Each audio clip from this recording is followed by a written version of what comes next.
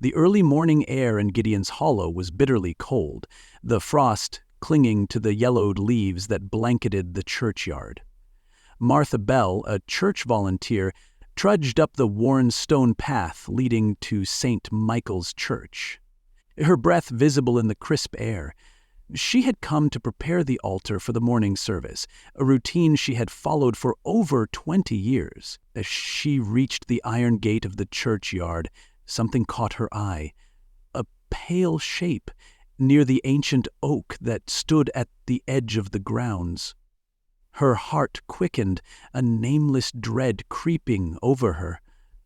She hesitated, but curiosity and concern propelled her forward. "Martha," called a voice from behind. It was Thomas Grayson, the church groundskeeper, arriving to tend to the garden. "What's wrong? I think there's someone there," she whispered, pointing toward the oak. Together they approached. The sight that greeted them froze them in their tracks.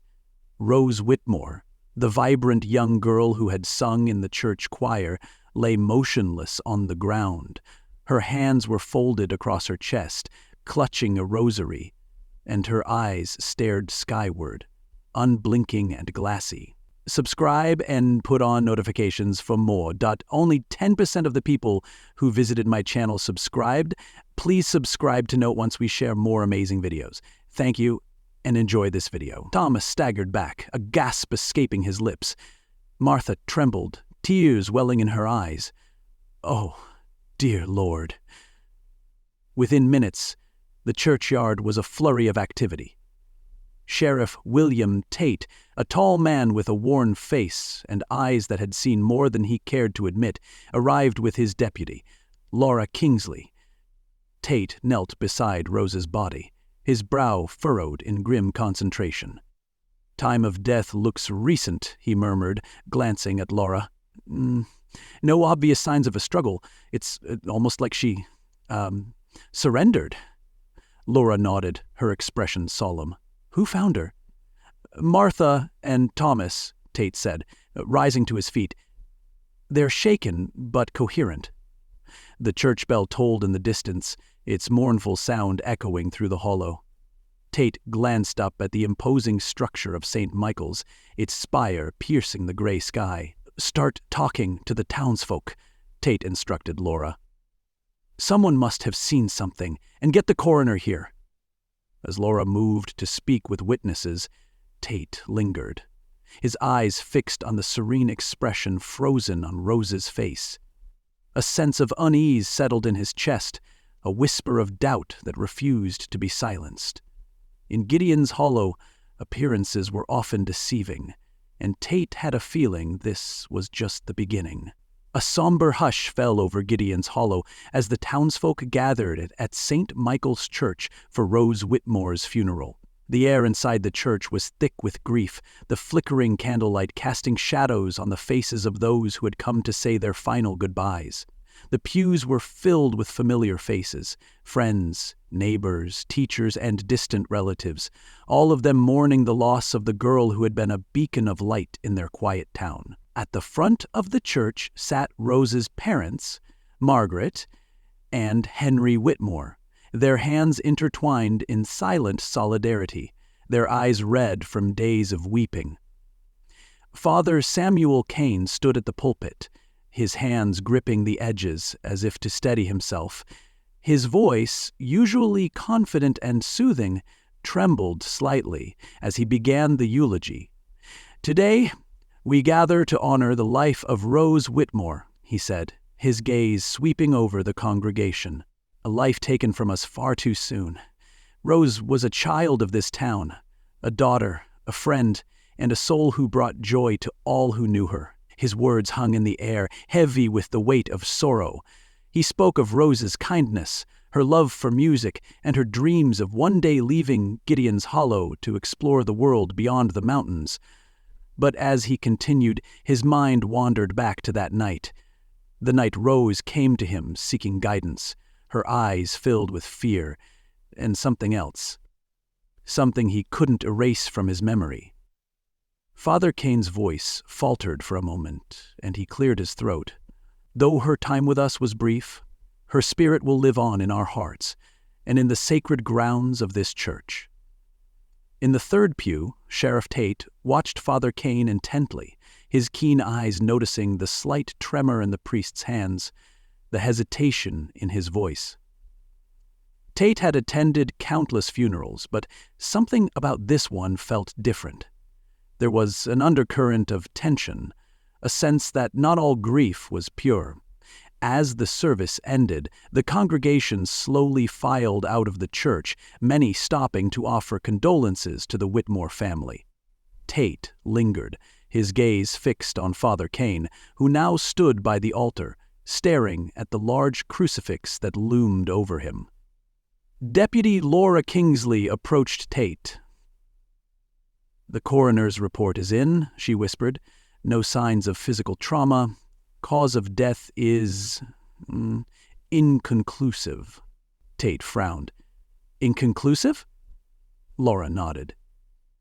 There were no drugs, no signs of a struggle, nothing that would explain why a healthy 17-year-old just died. Tate's jaw tightened. Something's not right. No one just dies without a reason. Across the room, Father Kane finally turned away from the altar and met Tate's gaze. For a brief moment, their eyes locked. Tate's sharp and searching, Kane's weary and haunted. As the church doors closed behind the last of the mourners, the echoes of the funeral faded into silence. But in the heart of Gideon's Hollow, whispers began to spread. Whispers of secrets, of sins, and of a darkness that refused to be buried with Rose Whitmore. Tate adjusted his hat and turned to Laura. "Let's start digging, Laura. There's more to this than meets the eye." And with that, the investigation into Rose Whitmore's death truly began. Sheriff William Tate sat in his dimly lit office, the sound of the ticking clock filling the silence. The coroner's report lay open on his desk, its stark language offering little comfort. No visible trauma, no signs of foul play, cause of death unknown. Tate leaned back in his chair, rubbing his temples. He had been the sheriff of Gideon's Hollow for over a decade, and he'd seen his fair share of tragedies, accidents, illnesses, even the occasional crime. But this? A vibrant, healthy girl like Rose Whitmore collapsing without reason? It didn't sit right. A soft knock on the door broke his thoughts. A deputy Laura Kingsley stepped in, a file folder tucked under her arm. "Got something?" Tate asked, motioning for her to sit. Laura nodded, taking a seat across from him. "I've been talking to Rose's friends and teachers. Everyone says the same thing. She was happy, healthy, no signs of trouble, but—" She opened the folder, revealing a handwritten note. Her best friend, Clara Bennett, mentioned something interesting. Tate leaned forward. "Go on." Clara said Rose had been acting off in the days leading up to her death. Quiet, distracted, like something was weighing on her, and the night she died, she told Clara she had to go to the church. "The church?" Tate's brow furrowed. "Why?" Laura shook her head. "Clara doesn't know. But she said Rose seemed nervous, like she was scared of something." Tate tapped his fingers on the desk, his mind racing. "Did Clara mention anyone else? Someone Rose might have confided in?" She mentioned Father Kane. Tate's fingers stilled. "Father Kane? Yeah. Apparently, Rose went to see him often, for advice, confession. You know how close she was to the church." Tate's eyes narrowed. "Did Father Kane say anything during the funeral? Anything that stood out to you?" Laura hesitated. "He seemed shaken, more than I would have expected. But it's hard to tell, everyone's grieving." Tate stood, grabbing his coat from the back of his chair. "Let's pay Father Kane a visit. If Rose went to him that night, he might know something." Laura followed him out of the office, the cold autumn air biting at their faces as they stepped onto the quiet street. The town was eerily still, as if holding its breath. As they approached St. Michael's Church, Tate's mind replayed the image of Father Kane at the funeral, his trembling hands, the hesitation in his voice, the haunted look in his eyes. Inside the church, they found Father Kane kneeling before the altar, his head bowed in prayer. The flickering candles cast long shadows across the stone walls, and the scent of incense hung heavy in the air. "Father," Tate called softly, his voice echoing in the empty space. Father Kane lifted his head, his eyes weary and bloodshot. "Sheriff, deputy." He rose slowly, smoothing his robes. "What brings you here?" "We have a few questions," Tate said, his tone measured, "about Rose." Father Kane's face tightened. "Of course. Anything I can do to help." Tate stepped closer, his gaze steady. "When was the last time you saw her?" The priest hesitated, a flicker of something, fear, crossing his face. "She came to me the evening before she passed. She was troubled. I offered her guidance as I always did." "What was she troubled about?" Laura asked. "I'm afraid I can't say. What she shared with me was in confidence." Tate's eyes narrowed. "Father, this isn't just a spiritual matter. A young girl is dead. Anything you know could help us understand what happened." Father Kane's gaze met Tate's, a silent battle of wills. For a moment it seemed as if he might refuse, but then he sighed, his shoulders slumping.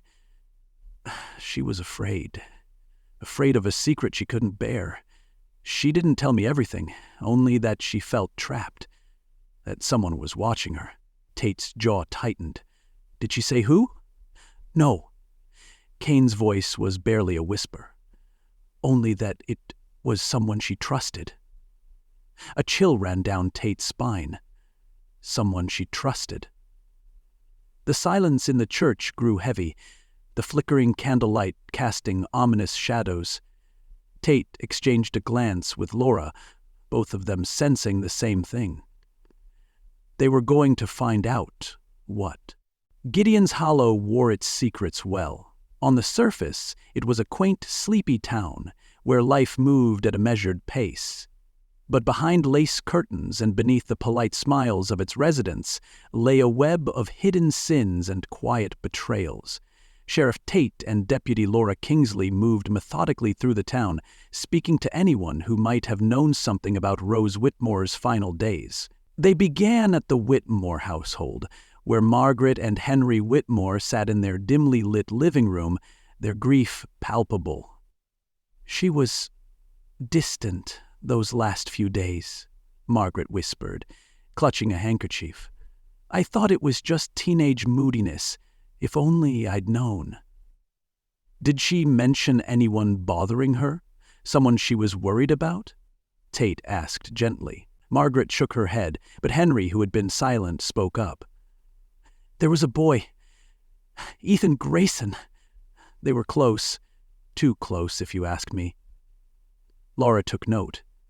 "Ethan Grayson, Thomas Grayson's son?" "Yes," Henry confirmed. "I didn't like him much. He had a wild streak. But Rose, she saw something in him. The next stop was the Grayson home, a modest house on the edge of town.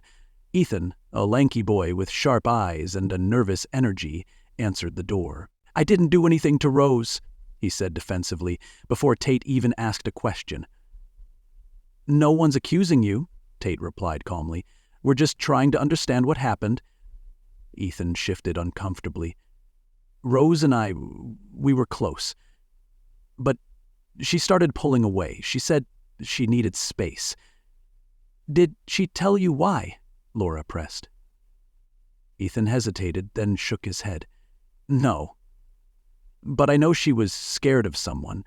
She didn't say who." Tate's eyes narrowed. "Ethan, did Rose ever mention Father Kane?" Ethan's face darkened. "She went to him a lot, said he understood her, but I don't trust him. There's something off about him." As they left the Grayson house, Tate felt the threads of the mystery tightening. Rose had been afraid of someone she trusted, and Father Kane was emerging as a central figure in her life. That night, Clara Bennett, Rose's best friend, couldn't sleep. The image of Rose lying lifeless in the churchyard haunted her. Desperate for answers, she decided to visit the church, hoping to find some semblance of peace. The churchyard was bathed in moonlight, casting eerie shadows across the gravestones. As Clara approached the spot where Rose had been found, a chill ran down her spine. She knelt, placing a single white rose on the ground. "Rose, if you can hear me, please give me a sign," she whispered, her voice trembling. The wind rustled the trees, and for a moment Clara thought she heard a faint whisper, her name carried on the breeze. She looked around, her heart pounding. And then she saw it. A glint of something small, half buried in the dirt near the oak tree. She reached for it, her fingers brushing against a cold, smooth surface. A rosary bead, stained with a dried substance. Clara's breath caught in her throat. She knew she had found something important. Without hesitation, she ran to the sheriff's office. Tate examined the rosary bead under the harsh light of his office. The stain was unmistakable, blood. "Where exactly did you find this?" he asked Clara. "Near the oak tree, where Rose was found," Clara replied. "It wasn't there before." "I know it." Tate exchanged a glance with Laura. "Someone been back to the scene. Someone who wanted to leave a message," Laura added. Tate stood, his jaw set. "We need to talk to Father Kane, now." They arrived at the church to find it empty, the heavy wooden doors creaking as they pushed them open. The flickering candles on the altar cast long shadows, and the scent of incense hung thick in the air. "Father?" Tate called out. No answer. They moved through the church, their footsteps echoing. In the confessional booth, they found Father Kane sitting in the dark, his head bowed. "Father Kane," Tate said, stepping inside. "We need to talk." The priest lifted his head slowly, his eyes hollow and distant. "I knew you'd come." In the dim light of the confessional booth, Father Kane's face was a mask of anguish. "She came to me that night," he whispered. "Rose, she was afraid. She told me things I can never repeat, not even to you." Tate's patience wore thin. "Father, a girl is dead. We need the truth." Father Kane's hands trembled. "She was running from something, or someone, and I failed her." Tate leaned in. "Failed her how?" Kane's voice cracked. "I tried to protect her, but in the end, I was too late." As Tate and Laura pressed Kane for more details, a new revelation surfaced. Rose had confided in him about a secret affair with a powerful figure in the town, a man who could ruin lives. "Who was it?" Tate demanded. Father Kane hesitated. "Thomas Grayson, Ethan's father." The next day, Tate confronted Thomas Grayson. Under pressure, Grayson broke down, revealing a dark secret. He had been in a relationship with Rose, a relationship that spiraled out of control when she tried to end it. "I didn't mean for it to happen," Grayson sobbed. "We argued. I didn't mean to hurt her." Thomas Grayson was arrested, his confession bringing a dark chapter of Gideon's Hollow to a close. At Rose's graveside, Father Kane knelt, whispering a prayer for the girl he couldn't save. In the end, Gideon's Hollow was a town forever changed, a town where secrets no longer stayed buried. And, as the first snow fell, Sheriff Tate stood in the churchyard, reflecting on the darkness hidden behind familiar faces. Justice had been served, but the whispers of Gideon's Hollow would linger for a long time to come.